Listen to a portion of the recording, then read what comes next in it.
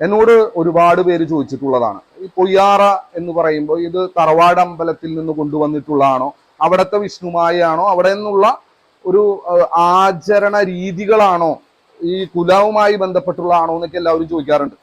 ഞാൻ അവരോട് പറയാറുള്ളത്, അങ്ങനെയുള്ള കുലത്തിലെ ഭഗവാനായി, അത് ദേവത ദേവി സങ്കല്പമായാലും അതുപോലെ വിഷ്ണുമായാവട്ടെ, കരിങ്കുട്ടി ആവട്ടെ, അല്ലെങ്കിൽ മുത്തപ്പനാവട്ടെ, ഏത് തരത്തിലുമുള്ള ശക്തി ചൈതന്യമായാലും ആ കുലത്തെ സംരക്ഷിക്കാൻ വേണ്ടിയിട്ടുള്ളതാണ് ശരിക്കും ആ ദേവതയുടെ ധർമ്മം.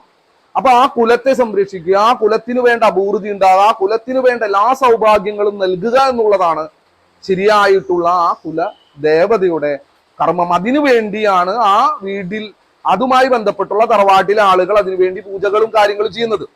ആ കുലദൈവത്തെ നമ്മളുടെ സ്വന്തമായിട്ടുള്ള സ്വാർത്ഥ താല്പര്യത്തിന് വേണ്ടി, സാമ്പത്തിക അഭിവൃദ്ധിക്ക് വേണ്ടി, സ്വന്തം അവനാന് തന്നെ അതുകൊണ്ട് പ്രശസ്തി ഉണ്ടാക്കാൻ വേണ്ടി ആ കുലദൈവത്തെ, ആ ശക്തി ചൈതന്യത്തെ നാട്ടുകാർക്കോ മറ്റുള്ളവർക്കോ വേണ്ടി കാര്യസാധ്യത്തിന് വേണ്ടി വഴിപാടുകളോ പൂജകളോ ഒക്കെ സ്വീകരിച്ചു കഴിഞ്ഞാൽ ആ കുലത്തിന് തന്നെ നാശമുണ്ടാകുന്ന ഒരു അവസ്ഥയാണ് കണ്ടുവരുന്നത്.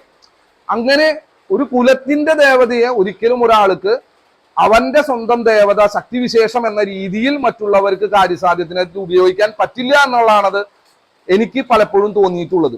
അങ്ങനെ ആരും ചെയ്യാറുമില്ല.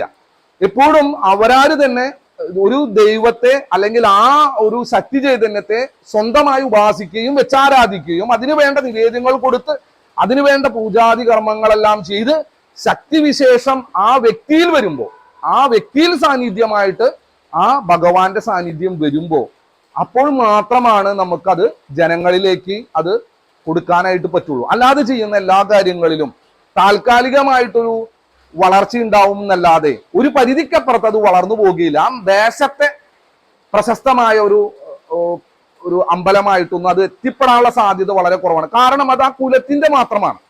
അവിടത്തെയുള്ള എല്ലാ ജനങ്ങളുടെയും നാനാ ജാതി ജനങ്ങളുടെയും പ്രശ്നങ്ങൾ തീർക്കാൻ വേണ്ടിയിട്ടുള്ള സങ്കല്പമല്ല എന്നുള്ളത് കൊണ്ടാണത്. അപ്പോ അങ്ങനെ ചെയ്യുന്നവരുണ്ട്, അങ്ങനെ ചെയ്ത് മുന്നോട്ട് പോകുന്നവരുണ്ട്. പക്ഷെ നമ്മൾ അങ്ങനെയല്ല ചെയ്യുന്നത്. എൻ്റെ ഉപാസനയുമായി ബന്ധപ്പെട്ട് ഞാൻ, എൻ്റെ ഭാര്യ, എൻ്റെ മക്കൾ, എൻ്റെ തലമുറയാണ് ഇത് മുന്നോട്ട് കൊണ്ടുപോകുന്നത്. അല്ലാതെ എനിക്ക് വേറെ ഒരാള് തന്ന് പഠിപ്പിച്ച് തന്ന് എൻ്റെ അപ്പനപ്പൂപ്പന്മാര് പഠിച്ചു വെച്ച മാന്ത്രിക രീതികളൊന്നല്ല.